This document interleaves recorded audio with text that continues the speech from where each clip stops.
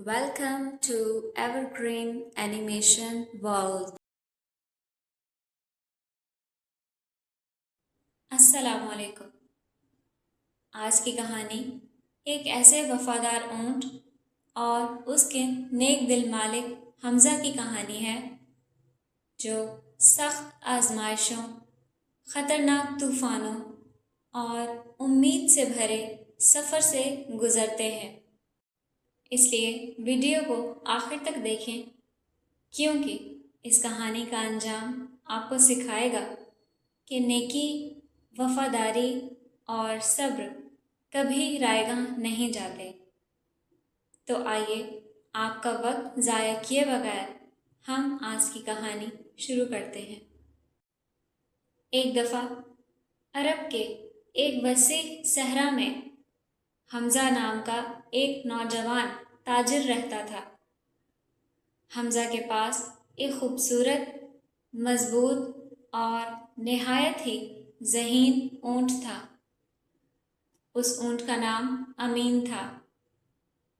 अमीन सिर्फ एक सवारी नहीं बल्कि हमज़ा का सबसे वफादार साथी था। हमज़ा गरीब ज़रूर था लेकिन नहायत ईमानदार था। वो खजूरें, कपड़ा और मसाले एक शहर से दूसरे शहर ले जाकर फ़रोख्त करता था।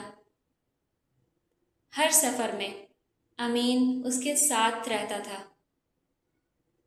हमज़ा कभी अपने ऊँट पर ज़रूरत से ज़्यादा बोझ ना लादता। उसे वक्त पर पानी पिलाता और निहायत ही प्यार से रखता था। एक दिन एक बहुत अमीर मगर लालची ताजिर सालिम ने हमज़ा से कहा, मेरे काफ़िले के साथ चलो। अगर हम एक पुराना गुमशुदा नखलिस्तान ढूंढ लें तो सब अमीर हो जाएंगे। हमज़ा ने पहले इनकार किया मगर गुर्बत की वजह से आखिरकार हमज़ा मान गया। अगली सुबह 10 ऊँटों का काफ़िला सहरा की तरफ रवाना हुआ। कई दिन तक वो तपती धूप में सफ़र करते रहे। रास्ते में एक ज़ख्मी हिरन मिला। सालिम ने कहा, वक्त ज़ाया मत करो, उसे छोड़ दो। लेकिन हमज़ा ने अमीन को रोका और हिरन को पानी पिलाया और उसके ज़ख्म पर पट्टी बांधी। फिर वो आगे बढ़ गए। चंद दिन बाद काफ़िला एक ऐसे इलाके में पहुंचा जहां रेत के टेले हर रात अपनी जगह बदल लेते थे। पुराने नक्शे बेकार हो गए और सब रास्ता भूल गए। सालिम गुस्से से चिल्लाने लगा, ये सब तुम्हारी वजह से हुआ है हमज़ा। हमज़ा खामोश रहा लेकिन अमीन बार बार एक ही सिमत देख रहा था जैसे उसे कुछ महसूस हो रहा हो। हमज़ा ने उसकी बात मानी और काफ़िला उसकी तरफ ले गया। कुछ फासले पर एक खुश्क कुआं मिला जिसके नीचे थोड़ा सा पानी मौजूद था। सबने अपनी अपनी जान बचाई।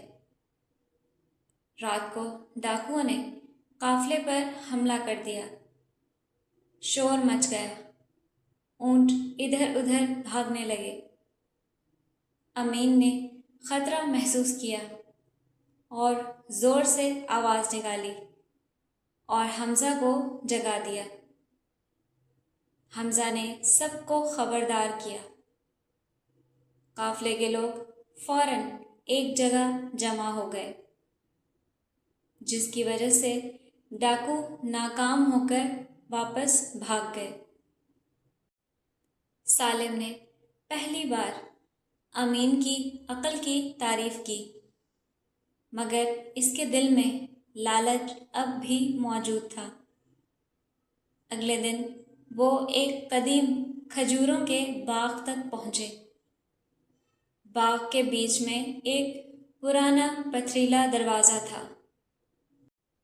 اس پر لکھا تھا، یہ خزانہ صرف سچے اور رحم دل انسان کے لیے ہے۔ سالم نے جلدی سے دروازہ کھولنے کی کوشش کی، مگر دروازہ نہ کھلا۔ پھر حمزہ آگے بڑھا۔ اس نے دل سے دعا کی اور دروازے کو آہستہ سے دھکیلا، اور دروازہ خود بخود کھل گیا۔ اندر سونے کے صندوق نہیں تھے، بلکہ میٹھے پانی کے چشمے، ہزاروں کھجوروں کے درخت اور زرخیز زمین تھی۔ وہی زخمی ہرن دوبارہ وہاں آیا۔ اس کے پیچھے ایک بوڑھا شخص نمودار ہوا، جو اس نخلستان کا محافظ تھا۔ اس نے کہا، میں نے تمہاری مہربانی دیکھی تھی۔ یہ جگہ صرف اس شخص کے لیے ہے جو لالچ نہیں بلکہ انسانیت کو اہمیت دیتا ہے۔ سالم شرمندہ ہو گیا۔ اس نے اپنی غلطیوں کی معافی مانگی۔